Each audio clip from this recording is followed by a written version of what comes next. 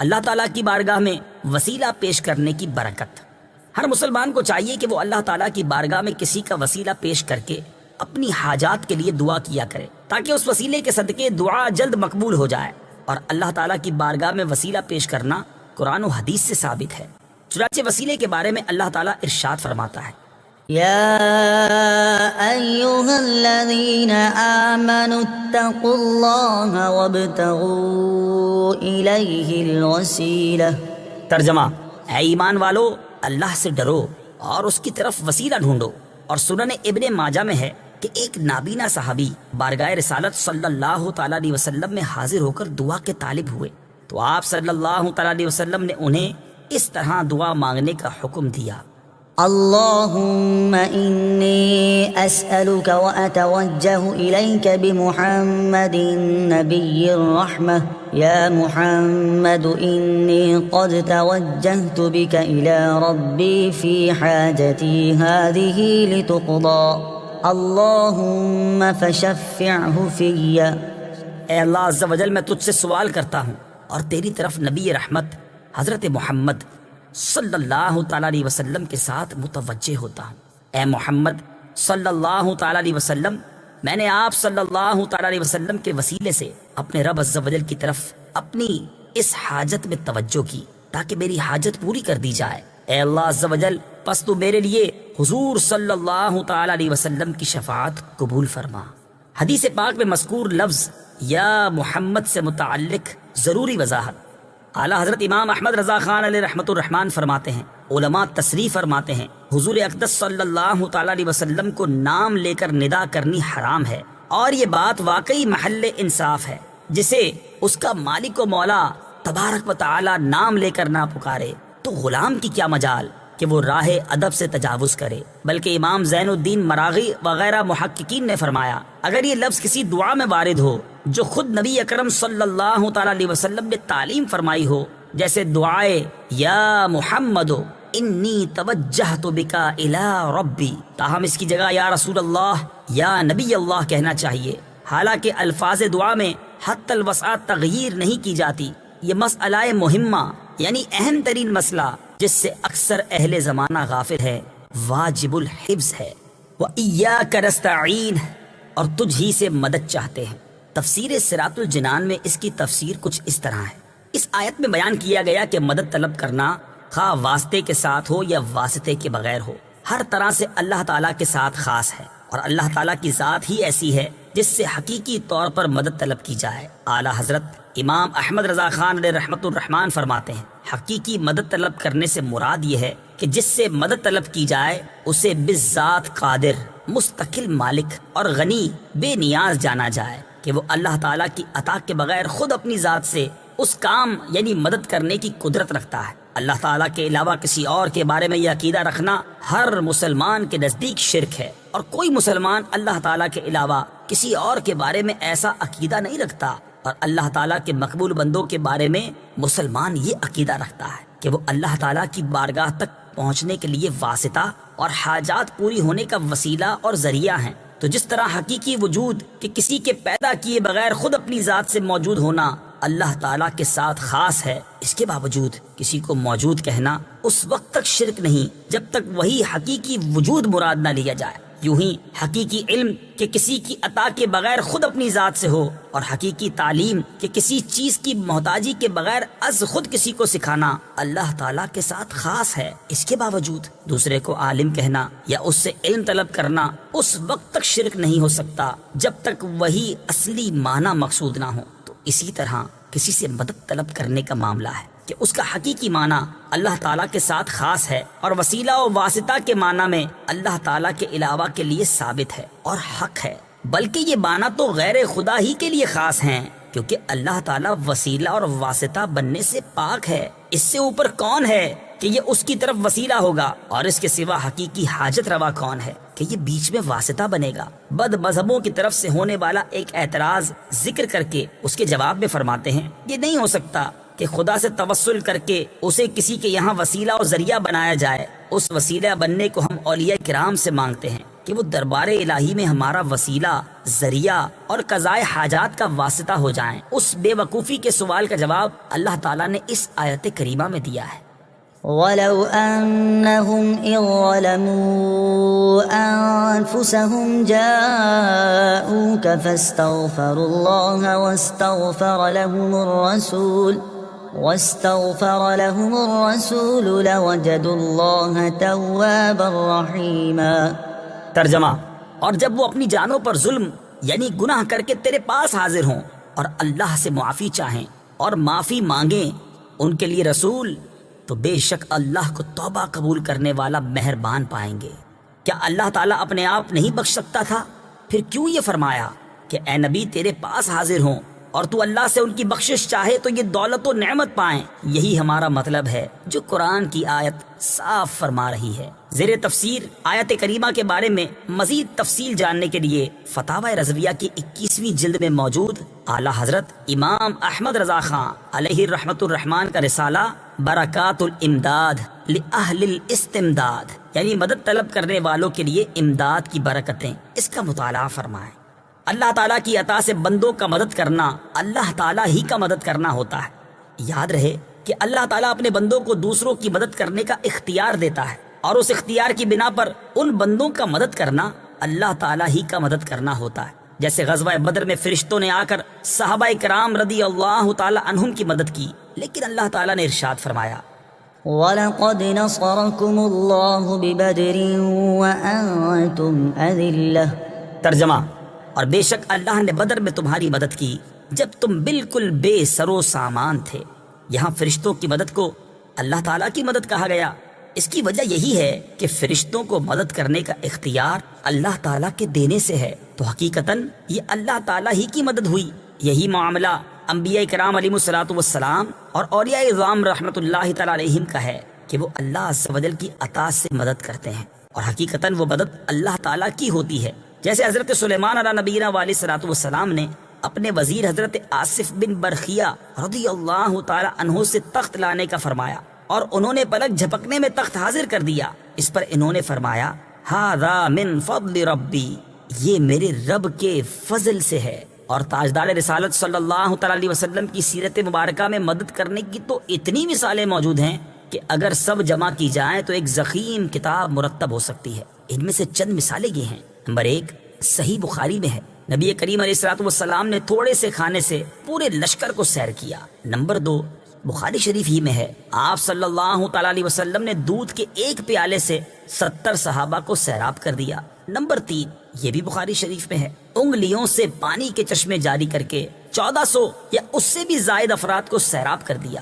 Number 4 لعاب دہن سے بہت سے لوگوں کو شفا عطا فرمائی، اور یہ تمام مددیں چونکہ اللہ تعالیٰ کی عطا کردہ طاقت سے تھی، لہٰذا سب اللہ تعالیٰ کی ہی مددیں ہیں۔ اس بارے میں مزید تفصیل کے لیے فتاوی رضویہ کی 30ویں جلد میں موجود اعلیٰ حضرت امام اہل سنت مولانا شاہ امام احمد رضا خان علیہ رحمت الرحمن کے رسالے الامن والعلا لناعت المصطفیٰ بدافع البلا یعنی نعت مصطفیٰ صلی اللہ تعالی علیہ وسلم بیان کرنے والوں کے لیے انعامات کا مطالعہ فرمائیے۔ اهدنا الصراط المستقیم۔ ترجمہ: ہمیں سیدھے راستے پر چلا۔ اہدنا الصراط المستقیم، ہمیں سیدھے راستے پر چلا۔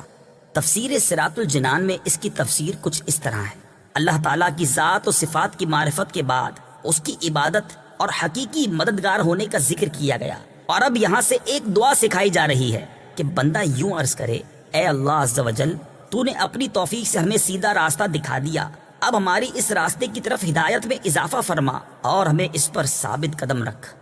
صراط مستقیم کا معنی، صراط مستقیم سے مراد عقائد کا سیدھا راستہ ہے جس پر تمام انبیاء کرام علیہ الصلوۃ والسلام چلے، یا اس سے مراد اسلام کا سیدھا راستہ ہے جس پر صحابہ کرام رضی اللہ تعالی عنہم، بزرگان دین اور اولیاء اعظام رحمت اللہ تعالی علیہم چلے، جیسا کہ اگلی آیت میں موجود بھی ہے۔ اور یہ راستہ اہل سنت کا ہے کہ آج تک اولیاء کرام صرف اسی مسلک اہل سنت میں گزرے ہیں، اور اللہ تعالیٰ نے انہی کے راستے پر چلنے اور انہی کے ساتھ ہونے کا فرمایا ہے۔ فرمان باری تعالیٰ ہے، يا أيها الذين آمنوا اتقوا الله وكونوا مع الصادقين.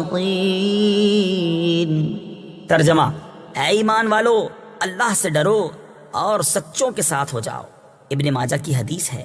حضرت انس رضی اللہ تعالیٰ عنہ سے روایت ہے، سید المرسلین صلی اللہ تعالیٰ علیہ وسلم نے ارشاد فرمایا: بے شک میری امت کبھی گمراہی پر جمع نہیں ہوگی، اور جب تم لوگوں میں اختلاف دیکھو تو تم پر لازم ہے کہ سواد اعظم یعنی مسلمانوں کے بڑے گروہ کے ساتھ ہو جاؤ. ترمذی شریف کی حدیث ہے. حضرت عبداللہ بن عمر رضی اللہ تعالیٰ عنہما سے روایت ہے، نبی اکرم صلی اللہ تعالیٰ علیہ وسلم نے ارشاد فرمایا: بنی اسرائیل 72 فرقوں میں تقسیم ہو گئے تھے، اور میری امت 73 فرقوں میں تقسیم ہو جائے گی، ان میں سے ایک کے علاوہ سب جہنم میں جائیں گے. صحابہ کرام نے عرض کی: یا رسول اللہ صلی اللہ تعالیٰ علیہ وسلم، نجات پانے والا فرقہ کون سا ہے؟ ارشاد فرمایا: وہ اس طریقے پر ہوگا جس پر میں اور میرے صحابہ ہیں. ہدایت حاصل کرنے کے ذرائع. یاد رہے کہ اللہ تعالیٰ نے ہدایت حاصل کرنے کے بہت سے ذرائع عطا فرمائے ہیں. ان میں سے چند یہ ہیں. نمبر 1، انسان کی ظاہری باطنی صلاحیتیں جنہیں استعمال کر کے وہ ہدایت حاصل کر سکتا ہے. نمبر 2، آسمانوں زمینوں میں اللہ تعالیٰ کی قدرت و وحدانیت پر دلالت کرنے والی نشانیاں جن میں غور و فکر کر کے انسان ہدایت پا سکتا ہے. نمبر 3، اللہ تعالیٰ کی نازل کردہ کتابیں، ان میں سے تورات، انجیل اور زبور قرآن پاک نازل ہونے سے پہلے لوگوں کے لیے ہدایت کا باعث تھیں، اور اب قرآن مجید لوگوں کے لیے ہدایت حاصل کرنے کا ذریعہ ہے. نمبر 4، اللہ تعالیٰ کے بھیجے ہوئے خاص بندے انبیاء کرام اور مرسلین اعظام علیہم الصلاۃ والسلام یہ اپنی اپنی قوموں کے لیے ہدایت حاصل کرنے کا ذریعہ تھے، اور ہمارے نبی حضرت محمد مصطفیٰ صلی اللہ تعالیٰ علیہ وسلم قیامت تک آنے والے تمام لوگوں کے لیے ہدایت کا ذریعہ ہے.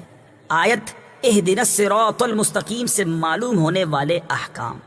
اس آیت سے 3 باتیں معلوم ہوئیں. نمبر 1، ہر مسلمان کو اللہ تعالیٰ سے سیدھے راستے پر ثابت قدمی کی دعا مانگنی چاہیے، کیونکہ سیدھا راستہ منزل مقصود تک پہنچا دیتا ہے اور ٹیڑھا راستہ مقصود تک نہیں پہنچاتا. اللہ تعالیٰ ارشاد فرماتا ہے کہ عقل والے اس طرح دعا مانگتے ہیں: ربنا لا تزغ قلوبنا بعد إذ هديتنا وهب لنا من لدنك رحمة إنك أنت الوهاب. ترجمہ: اے ہمارے رب، تو نے ہمیں ہدایت عطا فرمائی ہے، اس کے بعد ہمارے دلوں کو ٹیڑھا نہ کر اور ہمیں اپنے پاس سے رحمت عطا فرما، بے شک تو بڑا عطا فرمانے والا ہے. ترمذی شریف کی حدیث ہے. حضرت انس رضی اللہ تعالیٰ عنہ فرماتے ہیں، حضور پر نور صلی اللہ تعالیٰ علیہ وسلم کثرت سے یہ دعا فرمایا کرتے تھے: یا مقلب القلوب ثبت قلبی علی دینک. اے دلوں کو پھیرنے والے، میرے دل کو اپنے دین پر ثابت قدم رکھ. تو میں نے عرض کی: یا رسول اللہ صلی اللہ تعالیٰ علیہ وسلم، ہم آپ پر اور جو کچھ آپ لائے ہیں اس پر ایمان رکھتے ہیں، تو کیا آپ کو ہمارے بارے میں کوئی خوف ہے؟ رسول پاک صلی اللہ تعالیٰ علیہ وسلم نے ارشاد فرمایا: ہاں، بے شک دل اللہ تعالیٰ کی شان کے لائق اس کی انگلیوں میں سے 2 انگلیوں کے درمیان ہیں، وہ جیسے چاہتا ہے انہیں پھیر دیتا ہے. نمبر 2، عبادت کرنے کے بعد بندے کو دعا میں مشغول ہونا چاہیے. نمبر 3، صرف اپنے لیے دعا نہیں مانگنی چاہیے بلکہ سب مسلمانوں کے لیے دعا مانگنی چاہیے کہ اس طرح دعا زیادہ قبول ہوتی ہے. صراط الذين أنعمت عليهم غير المغضوب عليهم ولا الضالين.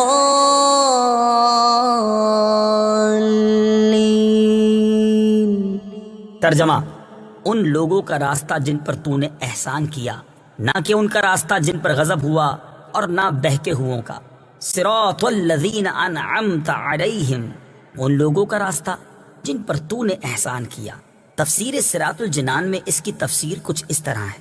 یہ جملہ اس سے پہلی آیت کی تفسیر ہے کہ صراط مستقیم سے مراد ان لوگوں کا راستہ ہے جن پر اللہ تعالیٰ نے احسان و انعام فرمایا، اور جن لوگوں پر اللہ تعالیٰ نے اپنا فضل و احسان فرمایا ہے ان کے بارے میں ارشاد فرماتا ہے: ومن يطع الله والرسول فأولئك مع الذين أنعم الله عليهم